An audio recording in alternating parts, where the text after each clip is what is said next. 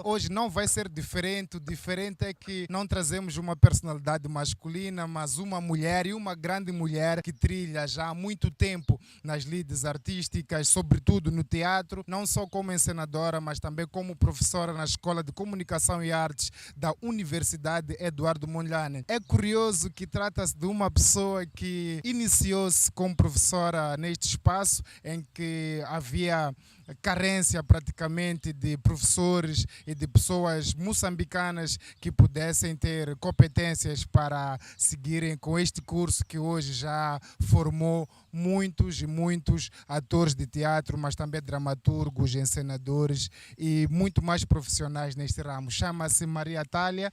Maria Atália, muito bem-vinda. É com muito prazer que recebemos neste espaço. Bem-vinda. Muito obrigada pelo convite.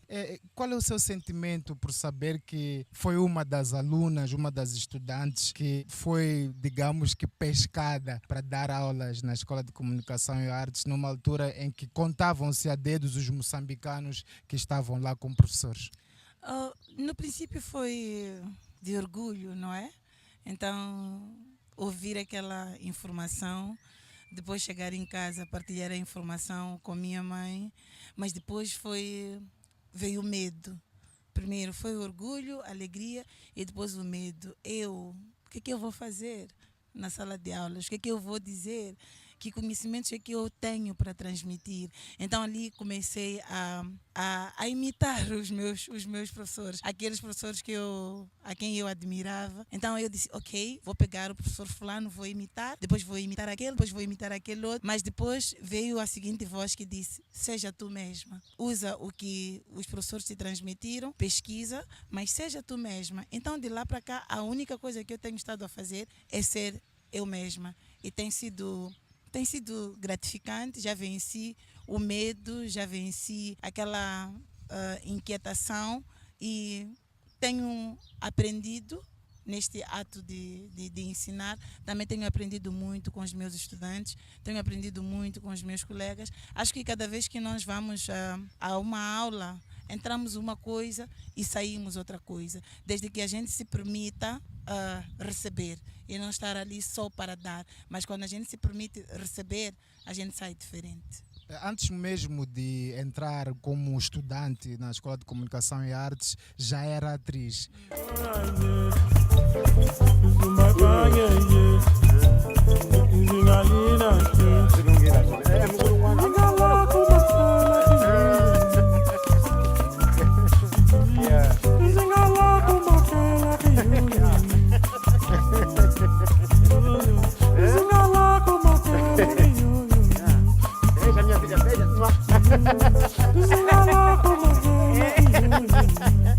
Podemos tirar uma foto aí. Atenção. 3. Yeah.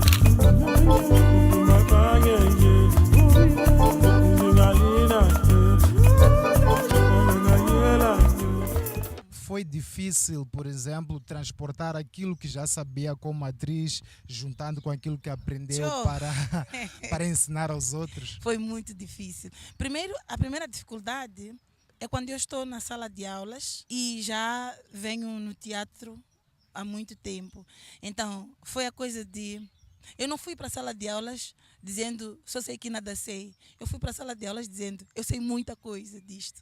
Então, poder colocar-me no lugar de estudante e aceitar as críticas dos professores, aceitar o desafio de estar com colegas que muitos deles nem tinham passado por teatro. Foi uma coisa muito estranha. Estes tipos não sabem nada, bolas. Eu é que sei. Os meus colegas não percebem disto. Só eu é que sei. Então, deviam era me dar certificado e dizerem, tu já és licenciada em teatro e pronto. Mas também sentei mais uma vez comigo mesma, tive uma conversa profunda comigo mesma e despi aquele casaco de alguém que vem do teatro já há mais de não sei lá quantos anos.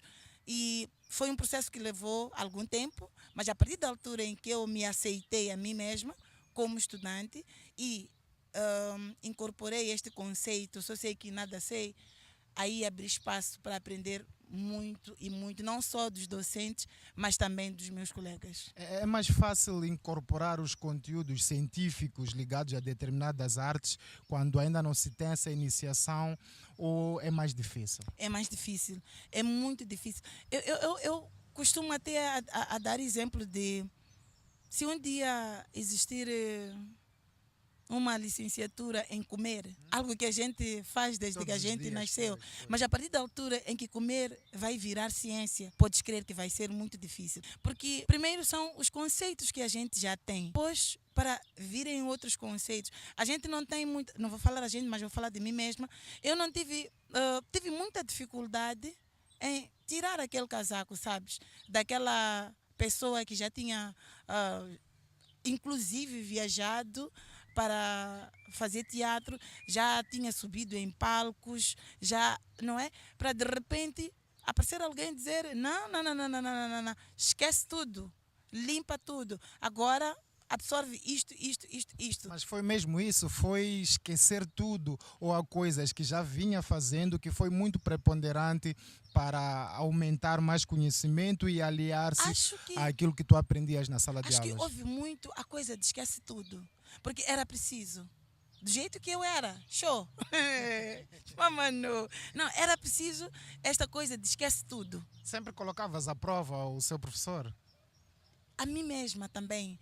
Eu dizia, colocava à prova os meus professores, colocava à prova os meus colegas, porque tinha o rei na barriga, sabes? Tipo, e depois era tudo isso, aliado ao fato de eu ter, no exame de admissão, ter admitido com a melhor nota. Ok. Então, e tudo aquilo era eu e mais eu. Então, foi bom para mim. Para outras pessoas pode funcionar de outra forma, mas para mim foi bom limpar tudo. Mas isso depois me trouxe problemas, alguns anos mais tarde, porque passei a negar convites para atuar. Porque foi a coisa de, durante muitos anos, eu acreditei saber fazer uma coisa, mas agora na academia estou a descobrir que afinal eu não sabia fazer estas coisas. Fazia de forma errada. Então, depois passei a me policiar muito. Passei a ter muitos soldados à volta de mim, que só alguns anos, bem mais tarde, é que voltei a aceitar subir ao palco. Então, há ali uma linha bem fina que separa a coisa de esquece tudo e mais a coisa de traz isso que tens e vamos lapidar.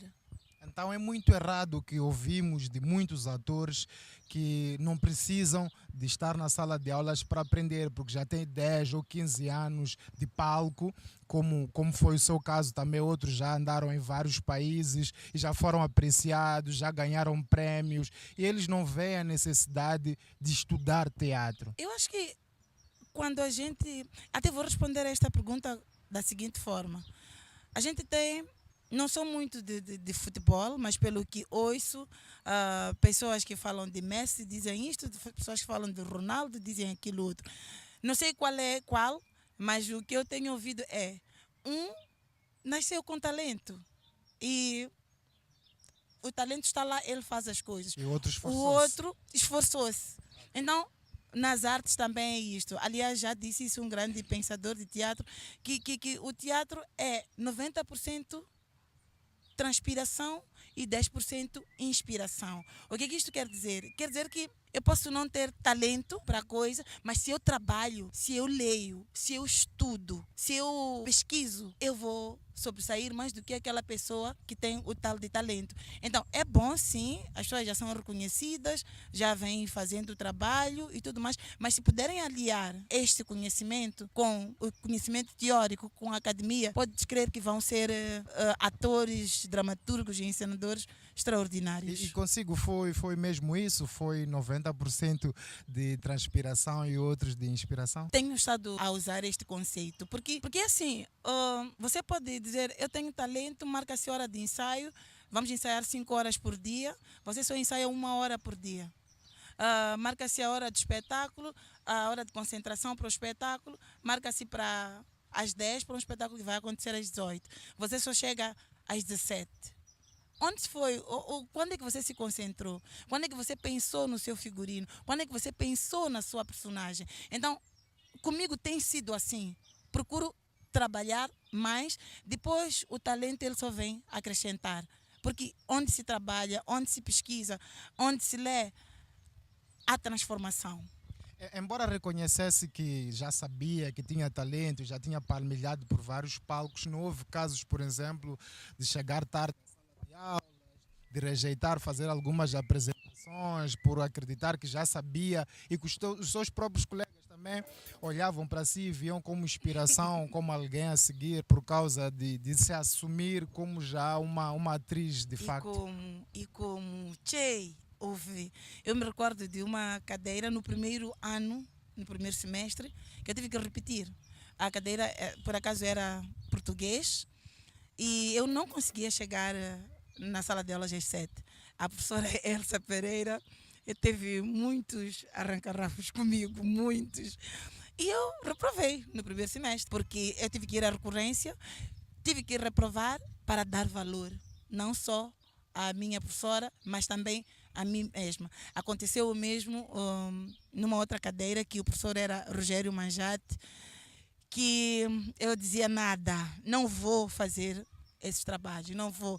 Reprovei, mas eu precisei reprovar 3 cadeiras no primeiro semestre para poder perceber que eu devia andar como os docentes mandavam andar.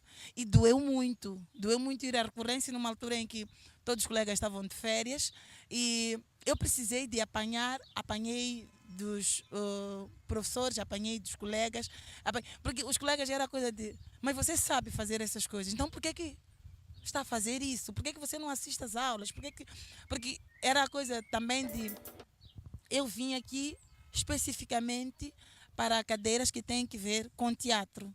Eu não preciso de sentar para estudar português. Não preciso de sentar para estudar psicologia, filosofia, entre muitas outras cadeiras. Então, houve muito esta guerra de mim para mim e para vencê-la precisei reprovar e ir à recorrência. E o seu irmão, Dadivo José, que já estava no teatro também há muito tempo e que era professor já nessa altura enquanto estudante, percebia esse ambiente em que tu vivias nele durante o período de escola? Teve alguma influência para que mudasses de atitude? Acho que não.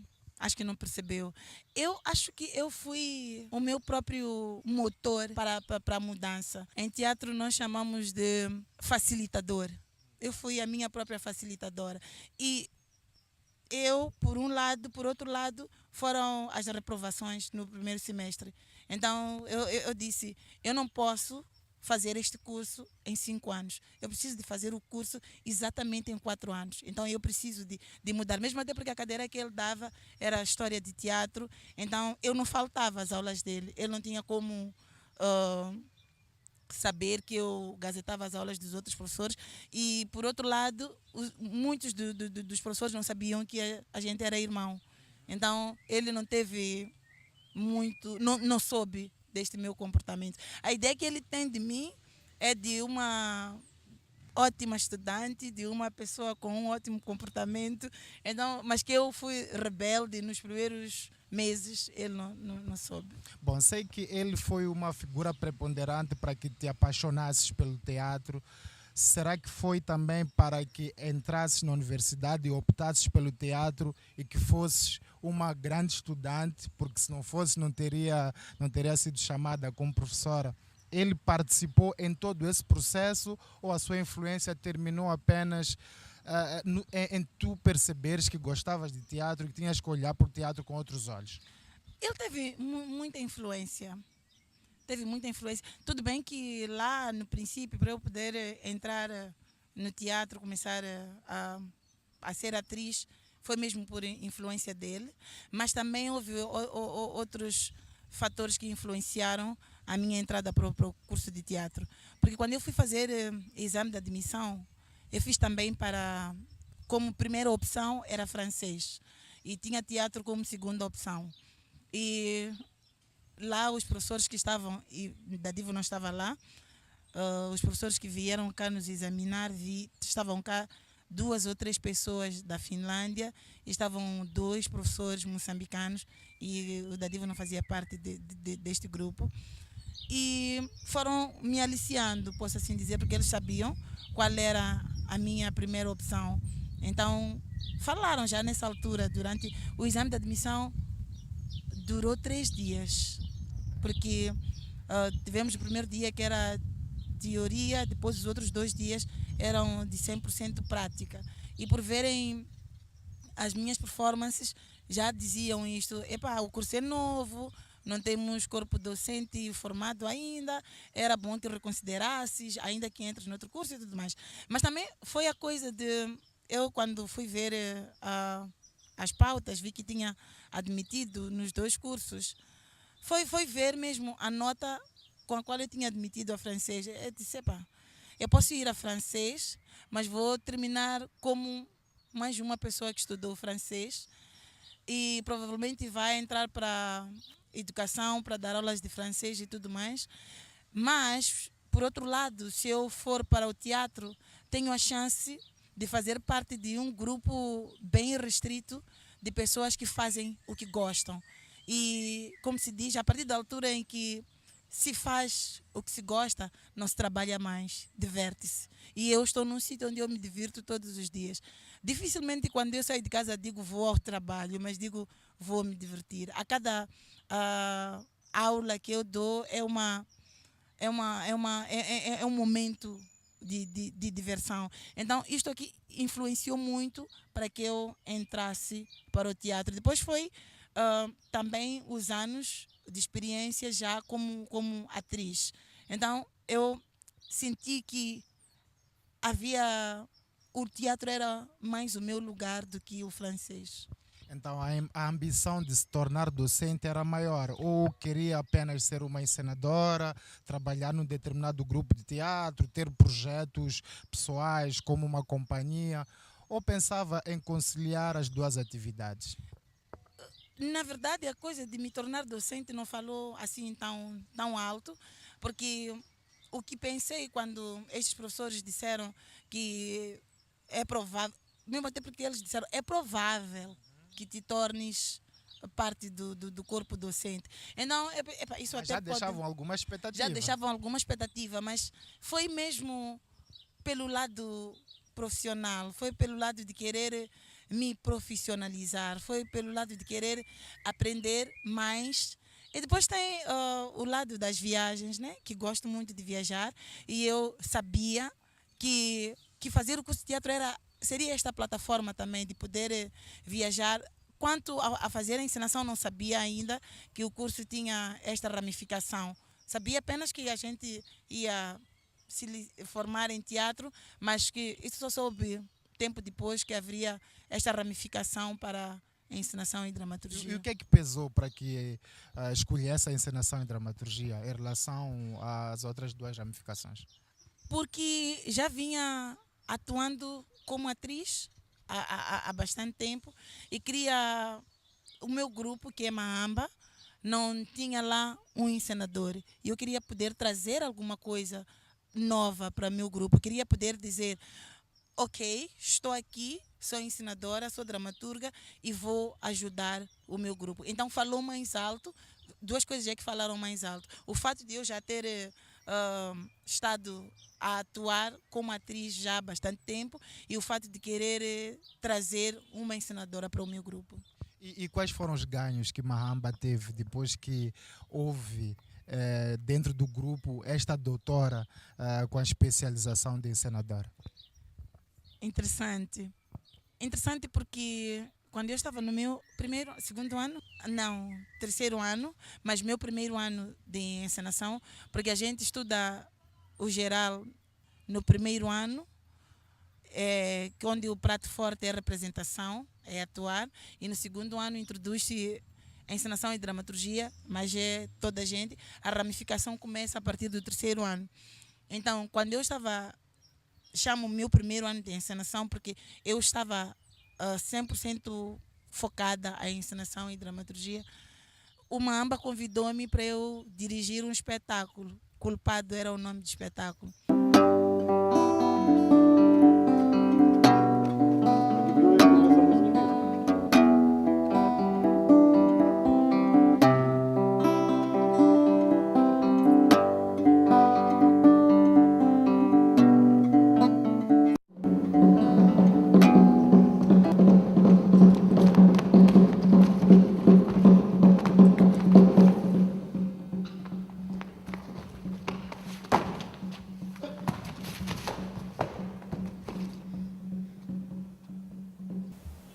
Para de molhar seu mentinho. És apenas uma criança e não sabes julgar. Sou apenas um homem que sofre pela perda de sua Cala mãe. a boca! Cala a boca! Tu não sabes o que é aturar esta porcaria de causa revolucionária e democrática. Voltar para casa e encontrar a tua família com outro dono. Foste dado como morto no massacre do Bunho. Tu não sabes como sofri. Tinha apenas 6 anos e ficava órfão. Mesmo assim, minha mãe, por uma prova material, sempre esperou. Não neguei e nem pensei 2 vezes. Eu disse, eu vou abraçar este desafio. Foi muito bom.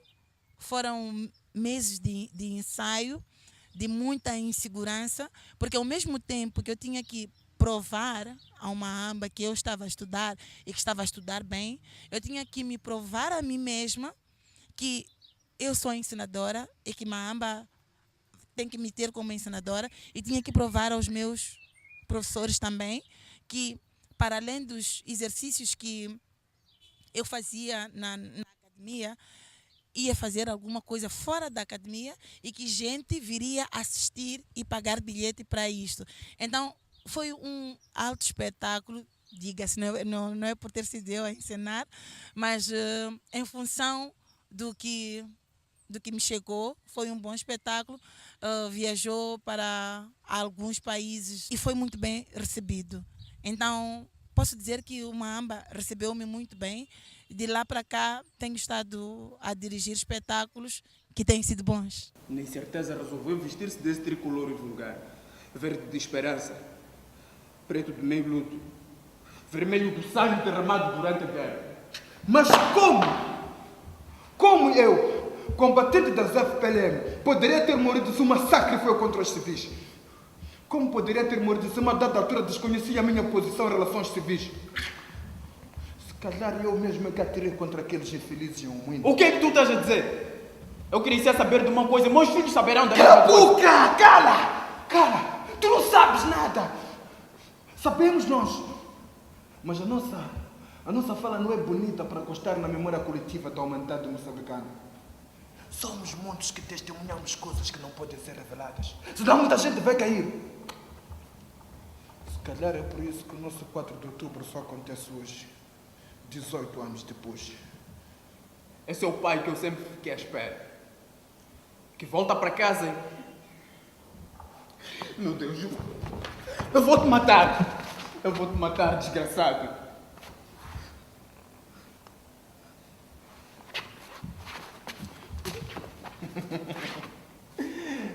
Filho de peixe sabe nadar. Eu fui treinado para matar e para sobreviver. Agora eu vejo que o treinamento que eu tive não passava de uma manobra de diversão. Porque matar e sobreviver está escrito aqui no meu código genético. Isso passou para ti também. Bem, um caso para dizer que começou com o pé direito e também para se afirmar como encenadora muito antes até de terminar o curso. Só que o curioso é que não mencionou a sua família. A nossa família, sobretudo nós os africanos, questiona muito as nossas escolhas que têm a ver com o lado artístico, né? Mesmo quando a gente não se pronuncia de forma acadêmica, deixa sempre um ponto de interrogação. Principalmente quando é a nossa escolha acadêmica, profissional, e essa escolha, e essa sua submersão, digamos, a esta peça do Dadivo José, que é o culpado, serviu também para mostrar à sua família, os seus pais, o resto da família, que realmente estavas no caminho certo e que esse seria o seu mundo, ou precisou de mais? Eu acho que sou uma pessoa sortuda, porque faço parte de um grupo restrito de pessoas, vou falar dos meus colegas mesmo de formação, da minha turma. Quase todas pessoas da minha turma faziam parte, aliás, os seus pais, irmãos, família no geral, não aceitaram que fizessem teatro. Muitos deles, para não ficarem sem dinheiro de propinas, tiveram que ocultar aos seus pais que estavam a fazer teatro. Agora, eu não. Provavelmente porque quando eu entrei para o curso já era dona de mim, já era independente e a minha família já tinha visto frutos bons do teatro. A minha família já tinha visto coisas que eu já tinha feito. Eu não sei fazer outra coisa na vida. Eu entrei para o teatro com 13 anos. Apesar de que na altura a minha mãe tinha um pé atrás por causa da minha idade, os ensaios, a gente saía dos ensaios às 20 e ensaiávamos aonde? Ensaiávamos na Casa Velha para voltar para Machaquene. Então, por causa da hora, a minha mãe sempre implicava, não é? E era justo, porque eu era criança ainda. Então, mas ganhei a minha autonomia muito cedo e comecei a mostrar que era o que eu queria, era o que eu gostava e era daquilo que eu queria viver. Então não tive muitos choques na família. Mas quando eles foram assistir O Culpado, aí foi a consumação daquilo que eles já ouviam. Porque já me tinham visto no palco como atriz, mas nunca me tinham visto como encenadora. Ali foi, segue em frente. Se é isto que tu queres, continua a fazer. Então, não tive muito esta coisa de não faz, o que é que tu vais fazer com teatro, o que é que tu, que tipo de emprego vais ter, nunca sofri. Basicamente, nós encaramos um encenador como quem transforma textos, romances, digamos, contos, em peças teatrais. Ou é mais do que isso? Qual é o papel exatamente do encenador? O meu professor, o meu professor da encenação dizia assim, porque a gente estava sempre queria a definição da encenação. O que é o encenador? Então ele dizia: encenador é aquele que transforma a filosofia em comportamento. E a gente cantava isso. A gente cantava isso, transformar a filosofia em comportamento. Mas houve aquela curiosidade de querer ir mais e perceber o que é esta filosofia em comportamento. E passei a ter a minha própria definição, que é: a gente não transforma texto em peça, porque o texto em si já é uma peça teatral. Mas a gente dá vida aos signos que estão lá na peça. A gente coloca a gente descodifica os signos, porque o texto teatral ele está cheio de signos. E a gente tem que descodificar, porque se a gente não descodificar, então vale a pena a pessoa ir pegar no texto, ler e ficar em casa e ficar a imaginar o que estaria a acontecer. Então, enquanto encenador, a gente tem que dar vida àquele texto. A gente tem que lhe dar corpo, tem que lhe dar roupa, tem que lhe dar sons, tem que lhe dar... Então, é mais do que pegar um texto e pegar um ator, dizer, fala, representa isto. Mas é uma viagem boa e interessante, porque ela começa a partir da altura em que eu tenho o contacto com o texto. Quando eu estou a ler o texto pela primeira vez e vou tirando as minhas primeiras impressões. Sabes, quando a gente está a ler, a gente pensa, ok, esta história vai terminar assim. Ou esta personagem vai lhe acontecer isto, aquilo. Mas depois acontece uma outra coisa diferente daquilo que a gente pensou quando a gente estava a ler. E isso é bom, porque no fim, quando a gente depara com uma outra realidade, mesmo assim a gente busca aquilo que foram as nossas primeiras impressões para colocar lá. E este trabalho também vai mais longe ainda, que a gente tem que conhecer o autor. Quem foi que escreveu este texto? Em que época? O que é que o país deste autor estava a viver? Então, há ali um trabalho profundo a ser feito, mas que é apaixonante, inspira. Depois tem que fazer este trabalho todo e voltar para a minha realidade moçambicana. Se este texto foi escrito em 78, na Rússia, e a Rússia estava a viver isto assado e cozido, hoje, em 2018, o que é que este texto diz ao meu país? O que é que este texto diz do meu país?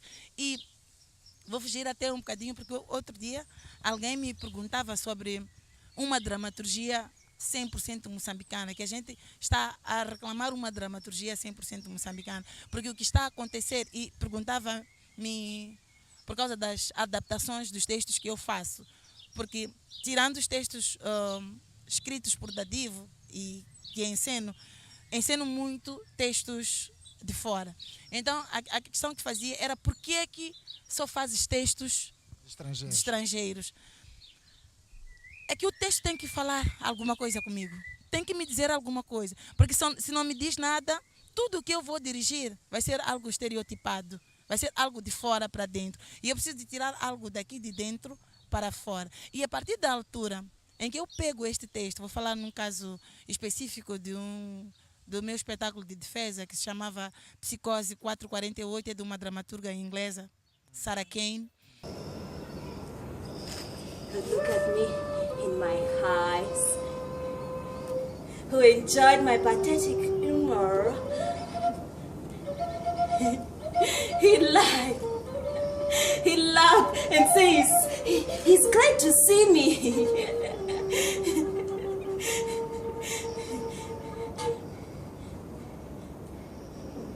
You lied to me. I trusted you. I loved you. It doesn't hurt me. Doesn't hurt me to lose you, but your falsehood disguises my discretion. You're a mate. You're a mate. Confio em ti. Não me dói perder. A mim não me dói perder.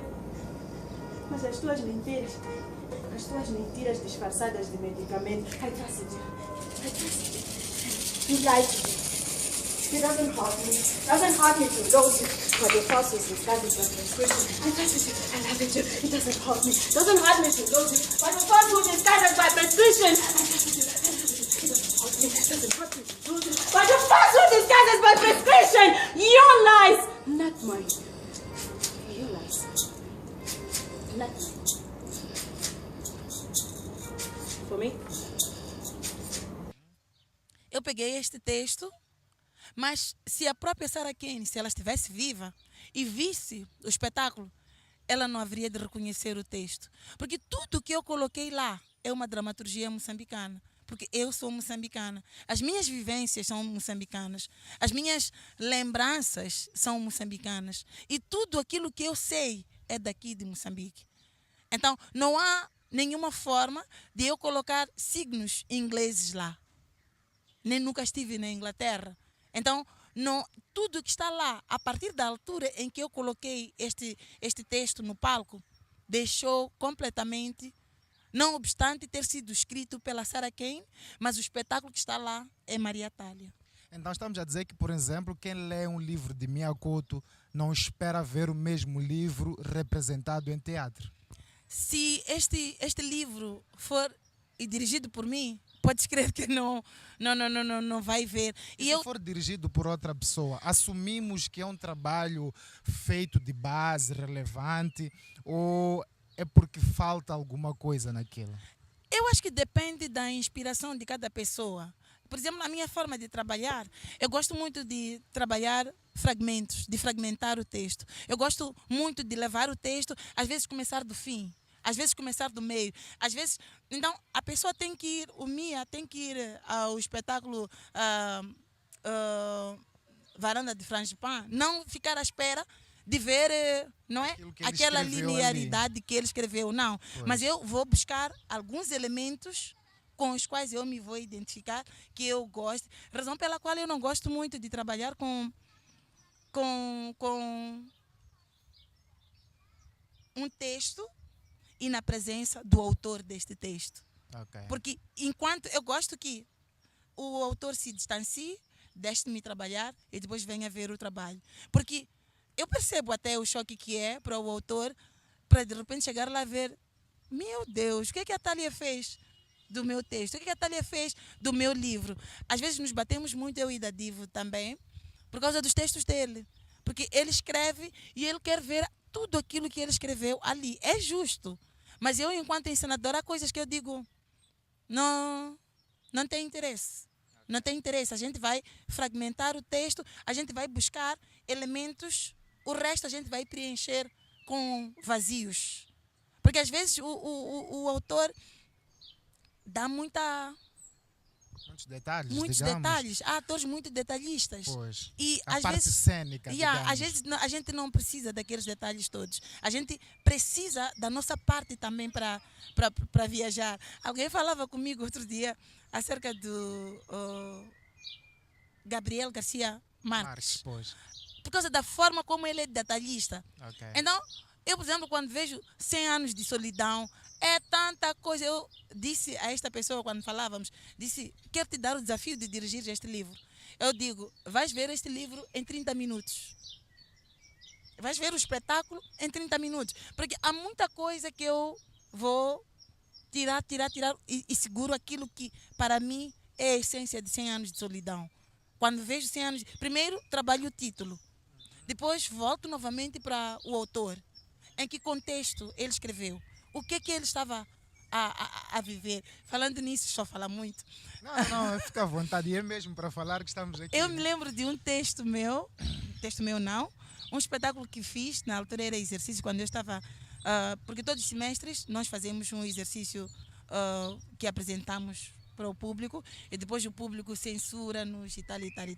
Quando eu estava no 3º ano, fiz um exercício baseado no texto de Federico Garcia Lorca, que era... Oh, Jesus, como é que se chamava? Qualquer coisa e delícia no seu jardim. Ok. Eu peguei aquele texto, dei-lhe volta e fiz o espetáculo.